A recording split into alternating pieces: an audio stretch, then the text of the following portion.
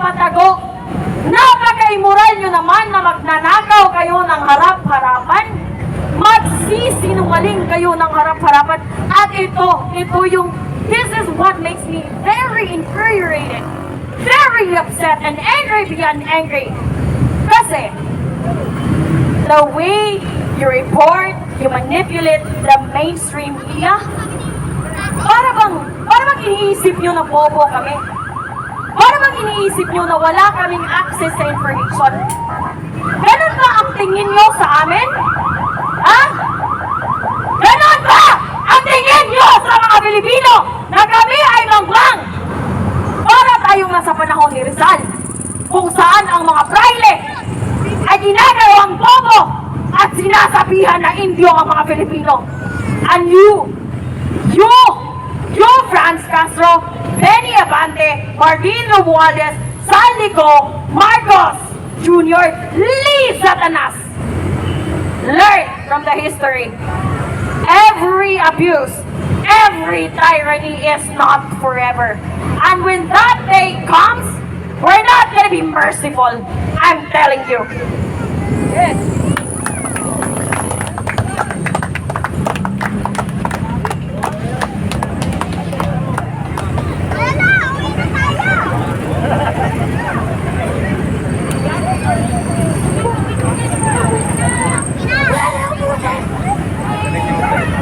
Okay, sino pa po ang gusto magpahayag ng kanilang opinion?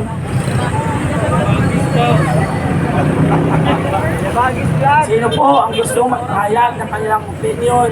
Itong mikropono na ito ay open po sa inyo sapagkat open po ang lahat. Muli po, mga kabataan, kanina po, huwag niyo pong tapakan ng mga halaman sapagkat ang halaman na yan ang nagbibigay sa atin ng buhay. Ang oxygen niyang dulot, ang lamig niyang dulot sa atin ay nakakaginhawa sa ating buhay. Lupa lang po ang inyong tapakan. Muli, sino pa po ang nais magsalita dyan? Mga Pilipino ay hindi masaya. Walang magiging mahusay, tahimik ang buhay dahil ang buhay ng mga Pilipino ay hindi mahusay at hindi tahimik. Ang susunod ko na talumpati ay hindi para sa mga congressman dyan. It's for the Filipino people. I already said this earlier. I mentioned this on my content. I share this with people that I love. And I share this with random people that I met. Hindi po mahirap ang Pilipinas. Yes. In fact, we are earning so much. So much. Sa Southeast Asia alone, we are the country with the highest value-added tax at 12%. Right? Buhaya! Buhaya! Buhaya! Don't distract me. I'm gonna talk to the Filipino people. Anyway, back to the value-added tax. Isipin nyo, who can answer me? Ilan exactly, just a rough estimate, ilan ang bilang ng mga ordinaryong Pilipino na sumasahod ng minimum wage? 1 million? 2 million? 3 million? I don't think so. We are more than 100 million in the Philippines.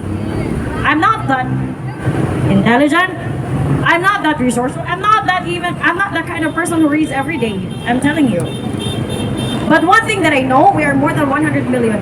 Just imagine this. Just imagine. Ito isipin nyo. For example lang, on a rough estimate, merong 10 million Filipinos working, earning a minimum wage of 500 pesos. Sinong matalino dito? Magkano ang 12% VAT ng 500 pesos?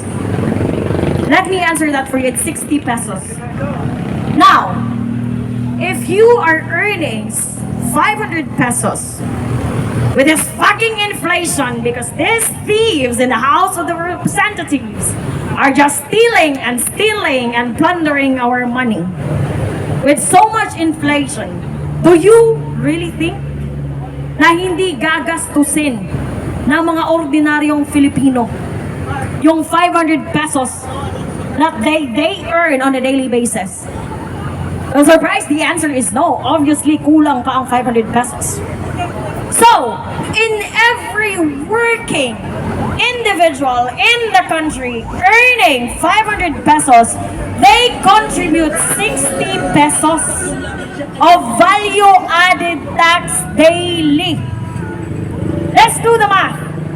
Rough estimate, 60 pesos times 10 million working class Filipinos earning minimum wage earners. Magkano yan?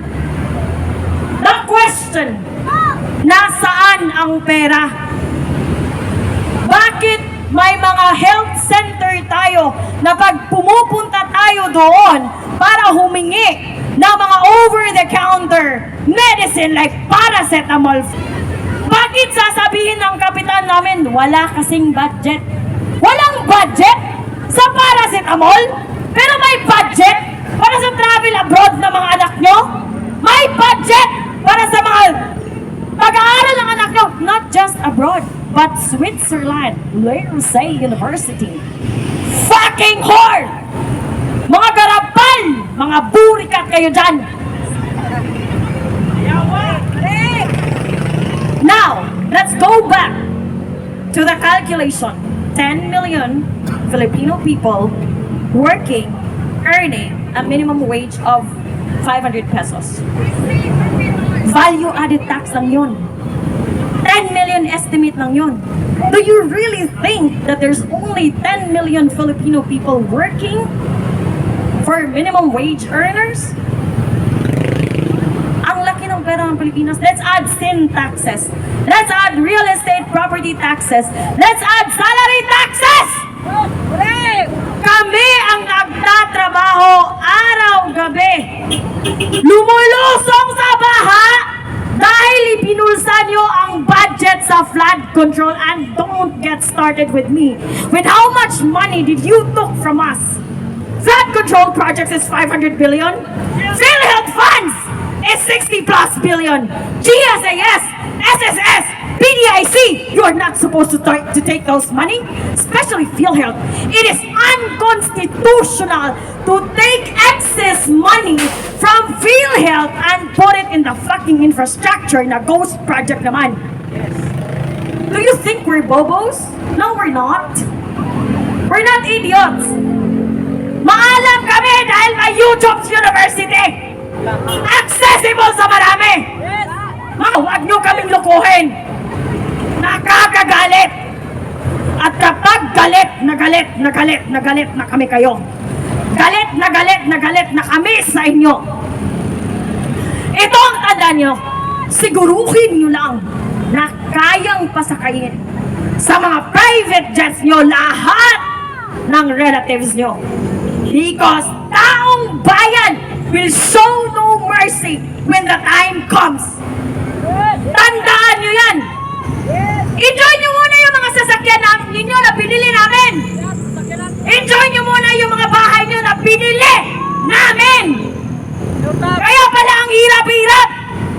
Di as a virtual assistant, ang hirap-hirap magbakasyon. Kasi walang extra ang pera. Kasi kailangan pala naming sponsoran yung mga lifestyle nyo. We sponsored your fucking lavish lifestyle without our consent, and that's fucking evil. Fucking evil! House of Representatives! Just close your building! Hindi nyo naman building yan, pera nga namin yan. Pera namin yan yung building nyo. Yung upuan na inuupuan nyo, pera namin ang binili dyan. Yung mga sasakyan na sinasakyan nyo, pera namin ang binibili dyan. Yung mga bahay na tinitirahan nyo, pera namin yan. Yung pinapakain nyo sa mga anak nyo, pera namin yan. Hindi ako magmamakaawa sa inyo na mag-resign. Just Just do whatever you want to do. Just continue what you're doing. And I'm sure, 100%, that you're just fueling the rage of the ordinary people. Just come to think of it, I am a nobody from Cebu City. But I came here on my own. I came here on my own because of the rage, the injustice, and the kaguhan that I feel. That I felt on my soul as if I have a soul, I feel it in my soul. Sinasabi nyo ang mga OFWs, modern day heroes, right? Mga modernong bayani ang ating mga OFW. Pero bakit ang NAIA may laglag bala na naman?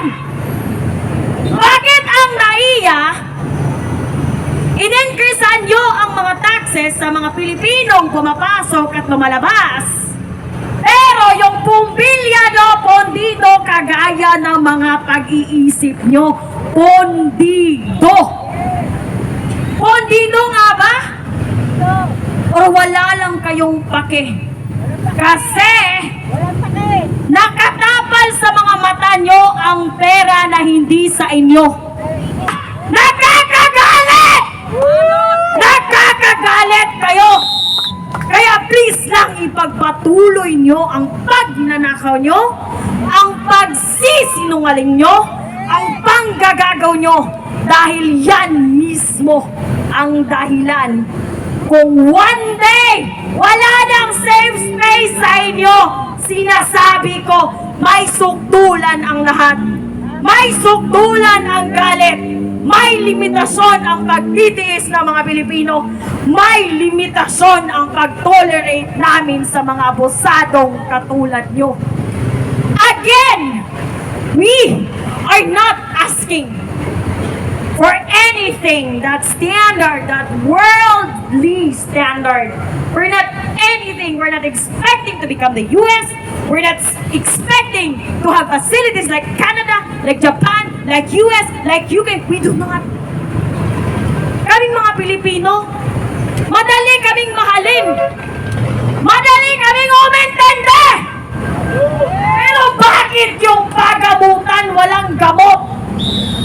At bakit kailangan naming pumila at magkaroon ng utang na loob kay Romualdez, sa mga kapitan, sa mga mayor, sa mga governor? Bakit kailangan naming magkaroon ng utang na loob upang babayaran ang excess namin sa hospital when in the first place those hindi sa inyo?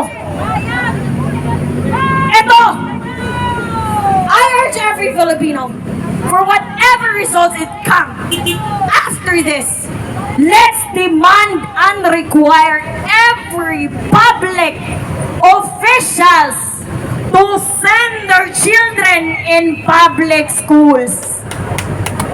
Baka, when they are required to send their children in a public school, baka maging maganda ang public school natin. Tayo ang nagbabayad ng pera.